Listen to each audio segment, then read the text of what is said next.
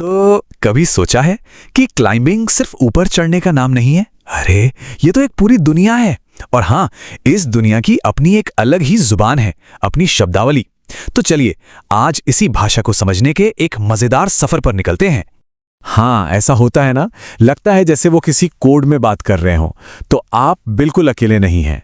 Climbing की अपनी एक बहुत ही खास वोकैबुलरी होती है और आज हम इसी को डिकोड करने वाले हैं ताकि अगली बार जब कोई क्लाइंबर बात करे तो आपको सब कुछ क्रिस्टल क्लियर समझ आए। तो ठीक है, सफर शुरू करते हैं बिल्कुल बेसिक से। देखिए, किसी भी चढ़ाई पर जाने से पहले ना सबसे पहली और सबसे जरूरी चीज होती है सेफ्टी। तो हम भी शुरुआत करेंगे सुरक्षा की भाषा से। ये वो शब्द हैं जो एक क्लाइंबर के लिए मंत्र की तरह होते हैं।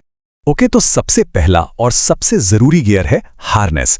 इसे आप क्लाइंबर का सीट बेल्ट समझ सकते हैं। यही वो चीज है जो आपको रस्सी से जोड़ती है। मतलब ये आपके और रस्सी के बीच की सबसे पहली और सबसे मजबूत कड़ी है।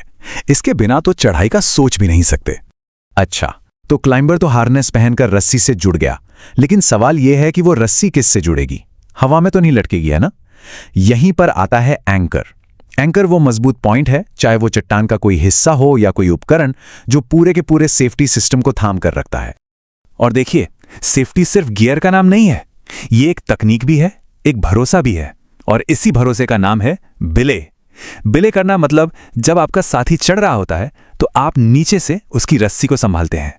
ये एक बहुत बड़ी जिम्मेदारी है, क्योंकि अगर वो गिरता है तो उसे पकड़ना और बचाना ये सब आपके हाथ में है। अब ये बिले करने का काम हाथ से तो नहीं होता। इसके लिए एक छोटा सा लेकिन बहुत ही कमाल का टूल होता है। इसे कहते हैं बिले डिवाइस। ये क्या करता है? ये रस्सी पर फ्रिक्शन यानी घर्षण पैदा करता है, जिससे बिलेयर आसानी से रस्सी को कंट्रोल कर सकता है, किसी भी गिरावट को रोक सकता है या क्लाइंबर को आराम से नीचे उतार सकता है। हाँ, और एक बात, हर रस्सी एक जैसी नहीं होती। दो तरह की रस्सियां होती हैं। एक है डायनामिक रोप, जो किसी स्प्रिंग की तरह होती है। जब क्लाइंबर गिरता है तो ये थोड़ी सी खिंचती है और झटके को सोख लेती है। ये लीड क्लाइंबर की लाइफलाइन है। दूसरी होती है स्टैटिक रोप। इसमें बिल्कुल भी खिंचाव नहीं होता, इसीलिए इसे सिर्फ सामान ऊपर खींचने या उतरने के लिए इस्तेमाल करते हैं।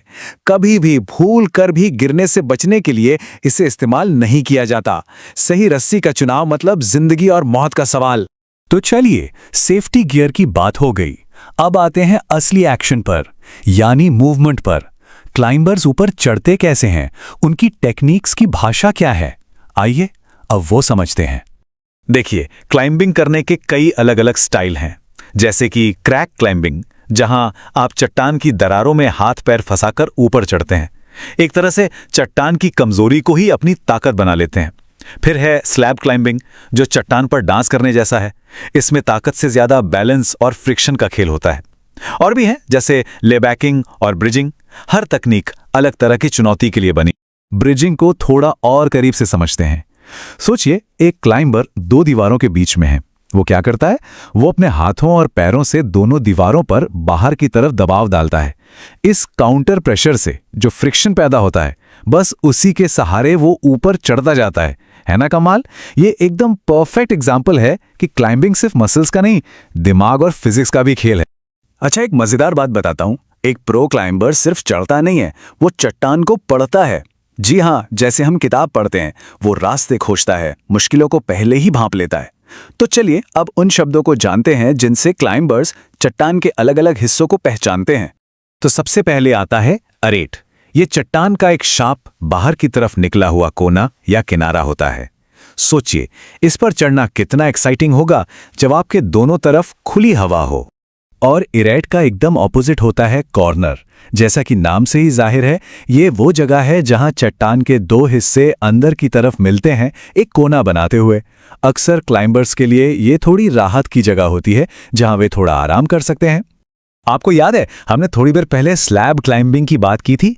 वो इसी तरह की चट्टान पर होती है। स्लैब एक ऐसी चट्टान होती है जो बहुत ज्यादा खड़ी नहीं होती, थोड़ी झुकी हुई होती है।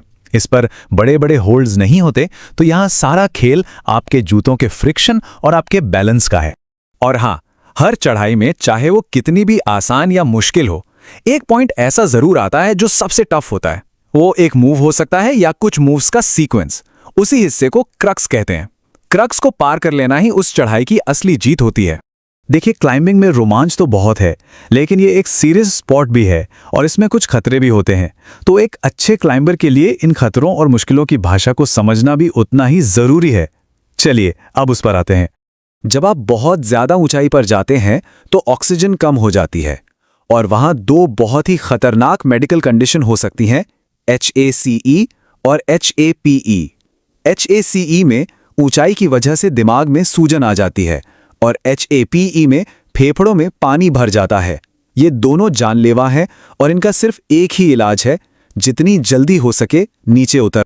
एक और खतरा है जो दिखता नहीं और इसीलिए और भी ज्यादा खतरनाक है, वर्गलास। ये असल में चट्टान पर जमी हुई बर्फ की एक पतली, लगभग अदृश्य परत होती है। आप इस पर पैर रखते हैं और फिसल जाते हैं। ये बहुत ही खतरनाक हो सकता है।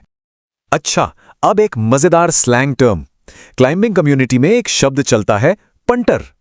पंटर उस इंसान को कहते हैं जो दिखता तो बड़ा कॉन्फिडेंट है, बातें भी बड़ी बड़ी करता है, लेकिन असल में उसकी तैयारी या स्किल लेवल 0 होता है। और यकीन मानिए, कोई भी क्लाइंबर पंटर नहीं कहलाना चाहता। तो अब तक हमने गियर, तकनीक और चट्टानों की बात की, पर क्या आप जानते हैं कि क्लाइंबिंग भी कई तरह की होती है? इसके अलग अलग डिसिप्लिन हैं, अलग अलग स्टाइल्स हैं। चलिए कुछ मशहूर स्टाइल्स को जानते हैं। तो मोटे तौर पर 3 मुख्य स्टाइल हैं। पहला है बोल्डरिंग। इसमें रस्सी नहीं होती और आप कम ऊंचाई वाली चट्टानों पर चढ़ते हैं। ये ताकत और प्रॉब्लम सॉल्विंग का खेल है। फिर आती है एड क्लाइंबिंग। इसमें आप गियर के सहारे ऊपर चढ़ते हैं। और तीसरा है टेक्निकल क्लाइंबिंग, जिसमें आप अपने हाथ पैर का इस्तेमाल करके चढ़ते हैं और रस्सी सिर्फ सेफ्टी के लिए होती है। तो कुल मिला के बात यह है कि ये जो सारे शब्द हमने सीखे, ये सिर्फ शब्द नहीं है, ये क्लाइंबिंग की भाषा है। एक ऐसी भाषा जो सेफ्टी को बढ़ाती है, पार्टनर्स के बीच कम्युनिकेशन को मजबूत करती है और सबसे बढ़कर चट्टान पर आपके कॉन्फिडेंस को बढ़ाती है। तो ये शब्दावली उस दुनिया का दरवाजा खोलने की एक चाबी की तरह है। असली दुनिया तो बाहर है, उन चट्टानों पर जो शायद आपको बुला रही हैं। तो अब जब आप उनकी भाषा थोड़ी बहुत समझने लगे हैं, तो सवाल बस एक है, आपकी पहली चढ़ाई कौन सी होगी?